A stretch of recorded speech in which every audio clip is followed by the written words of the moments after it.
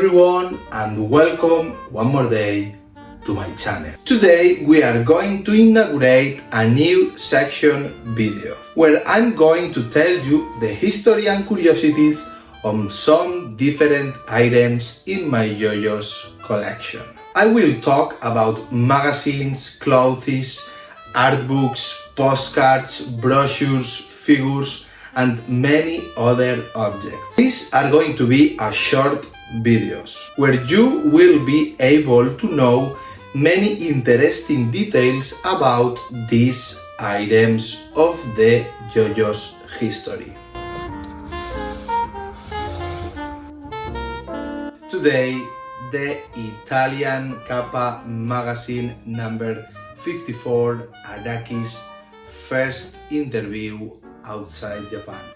To give some context, Kappa magazine was published by Star Comics, the publishing house that has been publishing JoJo's manga in Italy since 1993. This was the first edition of JoJo's manga outside Asia, making that today there are 3 Italian editions: the Tankobon, the Bunkoban, and the JoJo Neum, of which I still don't own any volume.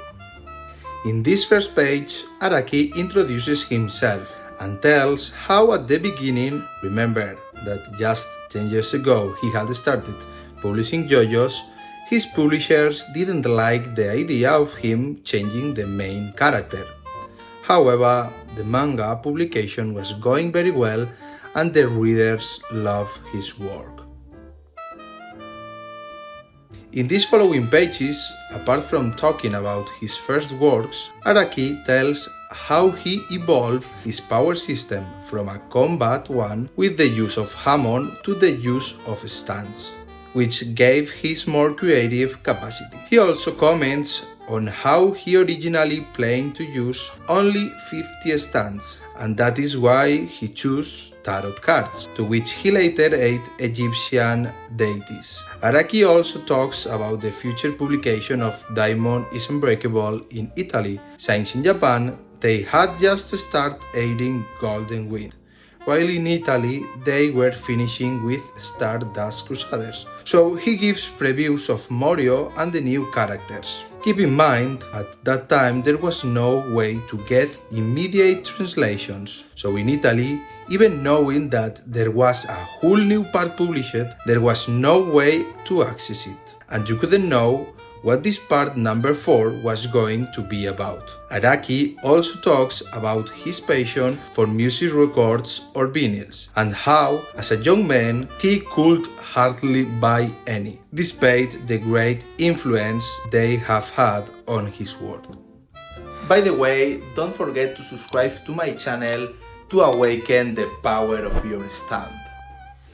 On the other hand, on this page, he talks about Japanese pronunciation issues and how Yosuke Higashikata or Giorno Giovanna contain the JoJo's World Play. On this page, Araki also talks about how his passion for manga was born, something he also develops on the next page, where he also talks about how the fashion of French and Italian clothing brands have been key in the inspiration for his character designs.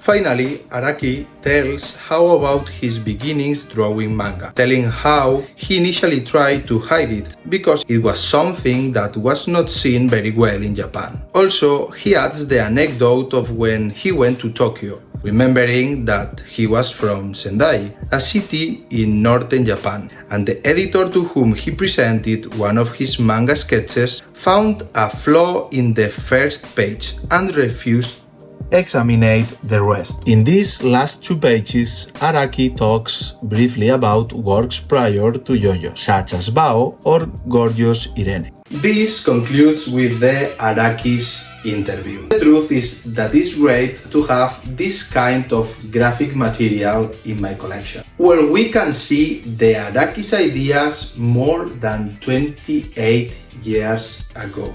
Thank you very much for your time and once again forgive my spoken English.